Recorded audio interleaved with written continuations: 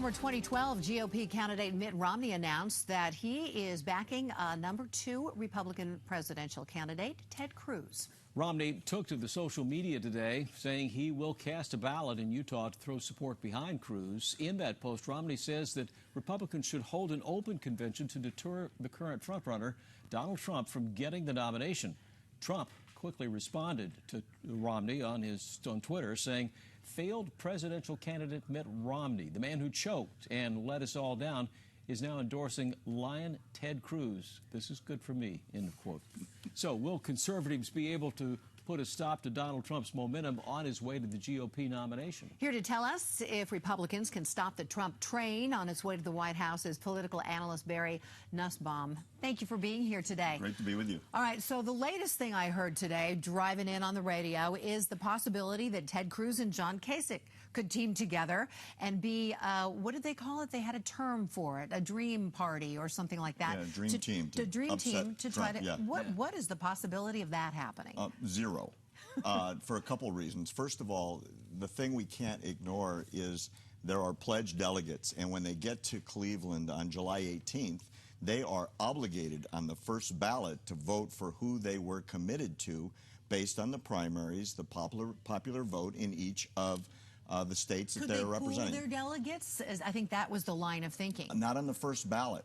The obligation is that pledge is for the first ballot at least. And then it depends on each state.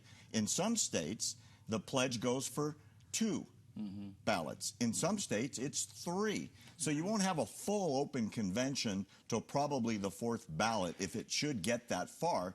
And that only happens if somebody doesn't have 1, 2, 3, 7 number of delegates on the first ballot. So the only person that has a shot at that, of course, is Trump at this point. Well, let's stay on that for just a moment. In reality, I mean, all the political talk show hosts are talking about this. If Trump goes to the convention and he has close to enough delegates but doesn't have enough to take him over the top, what happens at that convention?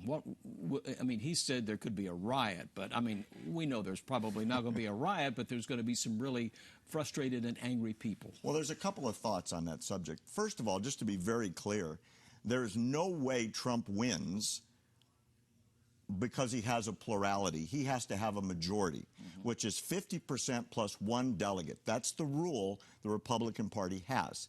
Now, everything we know about the convention is based on the rules in effect today. The GOP is having a private closed-door meeting chaired by Paul Ryan, the head of the GOP, because he's the Speaker of the House, that starts a week before the convention. They could change the rules. As of now, the rule is you must have 1,237 delegates at any time to be elected.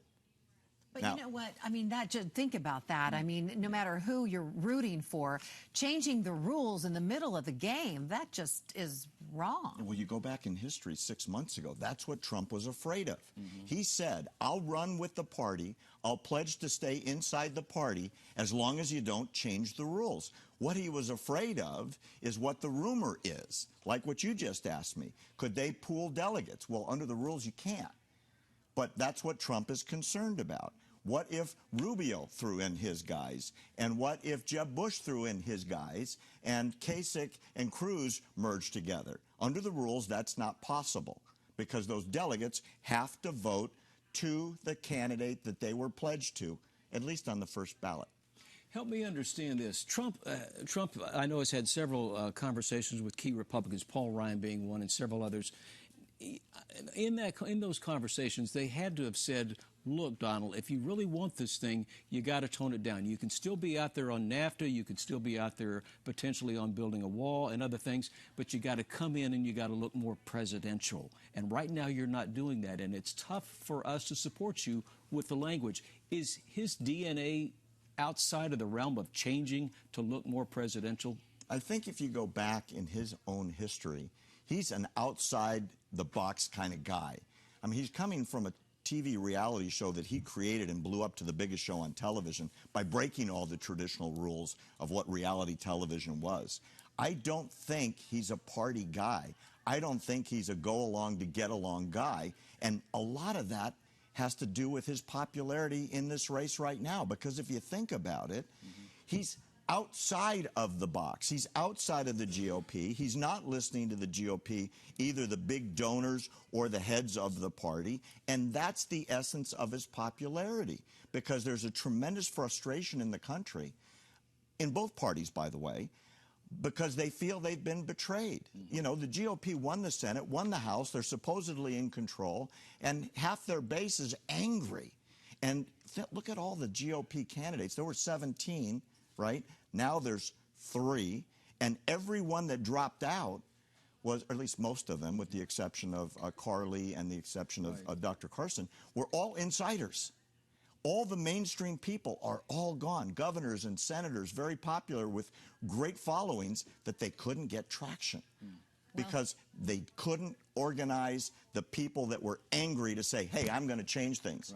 Because their constituents are saying, we don't believe you anymore. We could talk about this all day, but if Americans are angry now, wait until what happens if they change the rules. That's the perfect question. If the rules change, I don't know if it's going to be a riot, but there's going to be a mass group angry, and those supporters are not going to go to whoever the nominee is, because they're backing Trump because they see him as the guy that's going to be outside and change from the outside. And that opens the door for a potential third-party candidate, and that's a lot to talk about. Maybe we can next time. That'll be next time. Yeah. Great to see you. Very Nussbaum. Thank you so much. Terrific. Thanks a lot.